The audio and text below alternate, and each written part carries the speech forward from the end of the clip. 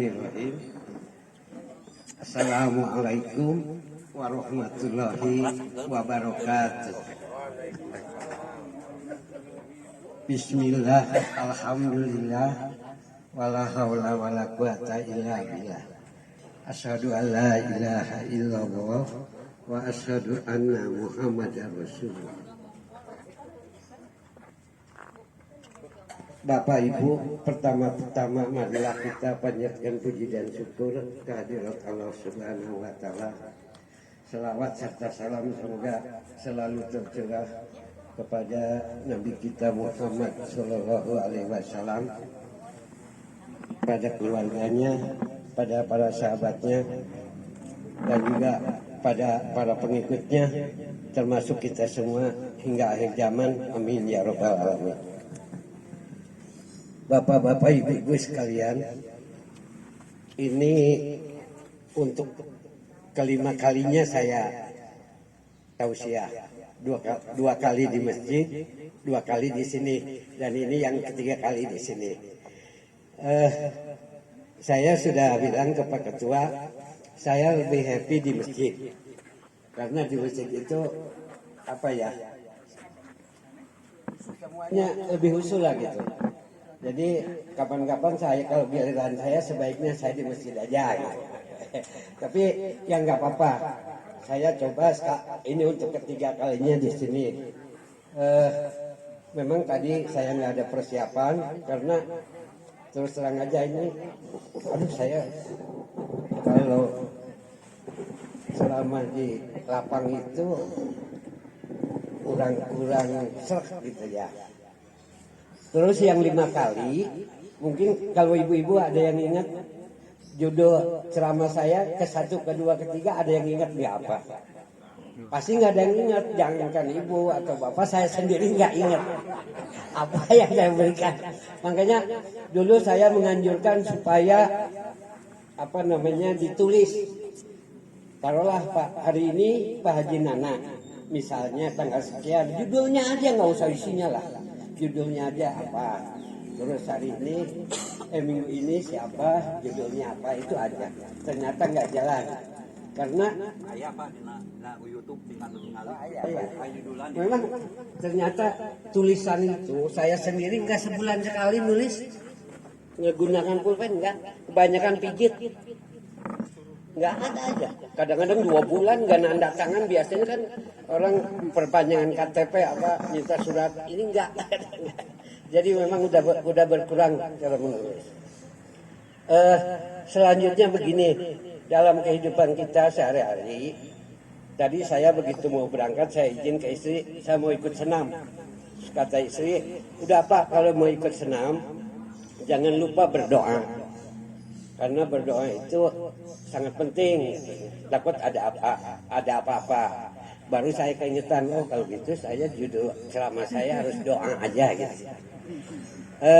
Bapak-bapak, ibu-ibu sekalian, dalam kehidupan sehari-hari memang kita tidak bisa terlepas dari doa. Doa itu ibaratnya udah makanan kita sehari-hari. Terutama kalau kita habis sholat, pasti kita di samping berzikir juga ditutup dengan berdoa. Berdoa itu yang saya baca di buku, ada beberapa adab berdoa. Ada berdoa itu, kalau Pak Dodi mungkin tahu apa persamaan dari adab itu, Pak? Adab berdoa. Apakah itu adab? Kalau tata tertib bisa, sopan santun juga bisa, atau kalau saya mengambilnya mungkin tata cara atau cara yang terbaik, atau tata cara. Ya, jadi adab itu tata cara. Nah, selama ini kan kita kadang-kadang berdoa asal berdoa aja, nggak tahu di mana. Sebetulnya itu yang seingat saya ada tata cara berdoa yang baik dan benar. Pertama, kita itu harus menghadap kiblat. Menghadap kiblat, harus keadaan suci. Satu kiblat, dua suci. Minimal enggak, ini masih satu Pak. Keadaan kiblat, menghadap kiblat, keadaan bersuci, terus diulang-ulang minimal 3 kali. Itu satu. Kenapa harus bersuci? Kenapa harus kiblat? Ya kita kan kadang-kadang coba kalau imam begitu selesai sholat, dia menghadap ke makmum. Itu sepertinya bukan doa dia lagi berzikir. Manakala mau berdoa, dia berbalik. Saya ingat tadi juga Prof, tadi pagi begitu juga.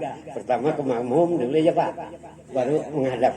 Nah itu ternyata jadi harus bisa bedakan antara berzikir dan berdoa. Kalau berzikir itu kan mengagungkan, mengingat, mengagungkan Allah lah. Sedangkan kalau berdoa itu kan permohonan, permintaan, mengemis. Jadi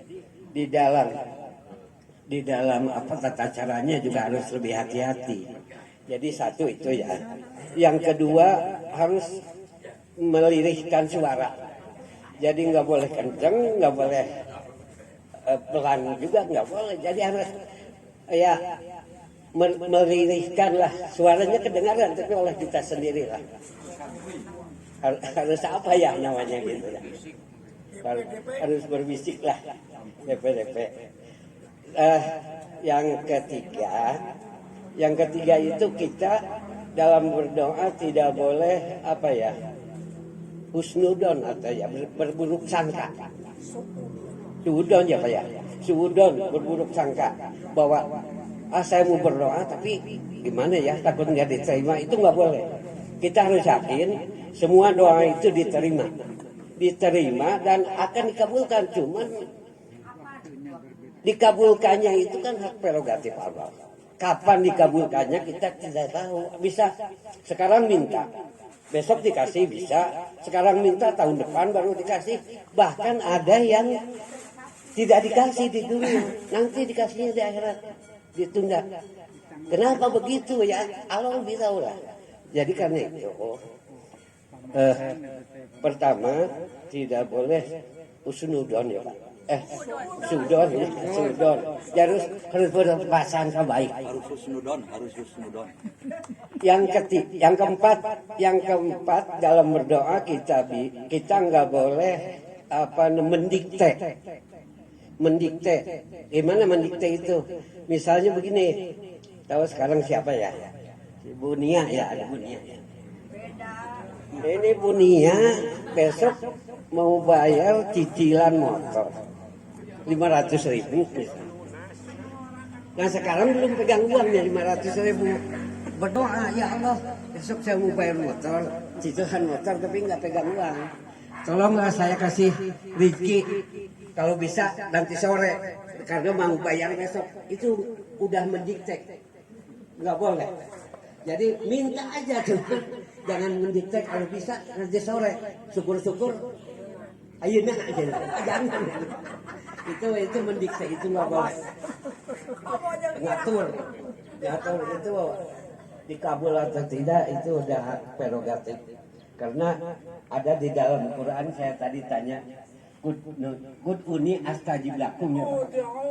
Qud'uni astajib. Berdoalah kami.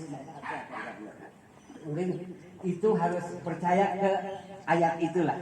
Tadi saya tanya Pak Surono karena ini saya nggak bawa catatan, ingat nggak ya Pak? Ingat saya selalu.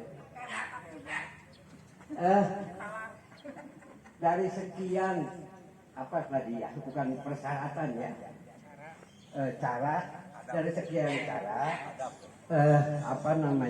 ujung-ujungnya bagaimana kita kepada Allah, bagaimana kedekatan kita kepadanya gitu. Kalau kitanya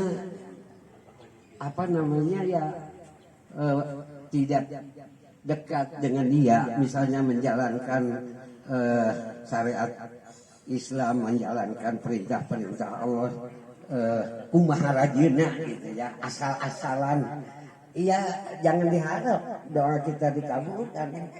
Jadi harus disesuaikan dengan apa yang kedekatan yang mendikte tadi. Mungkin kata Allah, siapa lu Kenapa minta sekarang? Ini Budila aja misalnya. Ada Budila? Ada ya? Budila 2 minggu yang lalu TV-nya nggak jalan. Minta segera jalan. Belum saya kabulkan proposal udah 2 minggu. Ini kamu minta sekarang nggak bisa. Nah, atau Bu Nana, saya sebulan yang lalu berdoa supaya pohonnya subur. Kemarin saya lihat ada yang kuning soalnya. Supaya subur. Ini Bu Nana aja belum bisa kabulkan. Kok kamu minta sekarang gitu. Nah seperti itu saya ulangi lagi. Jadi kita harus berhati-hati. Karena doa itu pada intinya didengar oleh Allah. Apalagi kalau kita memintanya secara khusyuk, baik habis sholat fardu maupun sholat sunat, baik sholat sunat tahajud maupun duha. Apalagi kalau dihadap di atas sajadah sambil meneteskan air mata, itu akan jauh lebih cepat, insya Allah. Kadang-kadang itu bisa enggak menangis, tapi menangis jangan dibikin-bikin. Ini orang menangis, orang sholat pengen menangis bawa bawang merah begini, gitu. Itu nggak boleh. Dia harus yang spontan, betul-betul bahwa kita ini sedang di hadapannya dan kita sedang memohon, mengemis. Jadi kita juga tadi jangan suara jangan kenceng-kenceng, tapi harus berhati-hati. Ya itu bapak-bapak, ibu-ibu sekalian, tausiah saya mungkin banyak belepotan lah gitu ya. Karena itu tadi saya kalau di masjid enak lah sambil bawa teks gitu. Kalau di sini ya mudah-mudahan lah Bapak Ibu mengerti apa yang saya sampaikan. Lebih kurangnya mohon maaf. Wabillahi taufiq wal hidayah. Wassalamualaikum warahmatullahi wabarakatuh.